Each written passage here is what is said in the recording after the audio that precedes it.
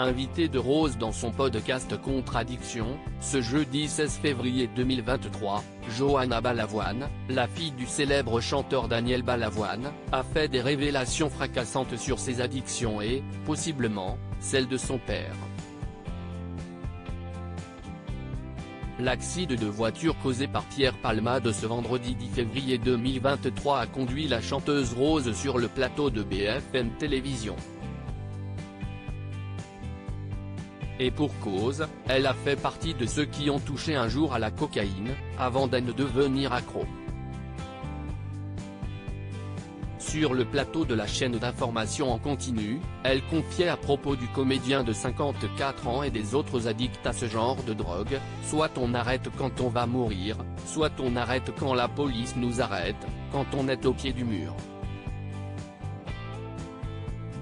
C'est triste. Là, il a fallu que d'autres personnes subissent les torts de son addiction. Si est-il le niveau le plus glauque de la consommation, si est-il terrible. Je pense qu'il ne s'en remettra jamais. Il y a évidemment les gens qui ont souffert et il y a lui, qui ne remettra jamais. Et de rajouter, les gens consomment pour 1000 raisons, et la première c'est un vide affectif. Pour en parler avec lui directement, l'interprète de la liste aurait aimé recevoir l'acolyte de Michel Larocque dans son podcast Contradiction, mais si est Johanna Balavoine, la fille du célèbre chanteur, qu'elle a invité ce jeudi 16 février 2023. Pour l'occasion et pour faire écho au terrible drame qui a fait plusieurs blessés graves, les deux femmes ont parlé de la fameuse bête blanche, c'est-à-dire de la cocaïne. Johanna Balavoine raconte, aussi, son histoire. Johanna Balavoine a commencé très jeune pour chercher à combler tout cet amour manquant et est devenue totalement une prison puisqu'elle en prenait quotidiennement. Pour s'en sortir, à l'âge adulte et après des années à se détruire dès le matin avec un rail de coke, un café et un joint, elle confie avoir fait une cure de désintoxication pendant 2 mois et demi, puis avoir suivi une psychanalyse où elle a consulté un addictologue.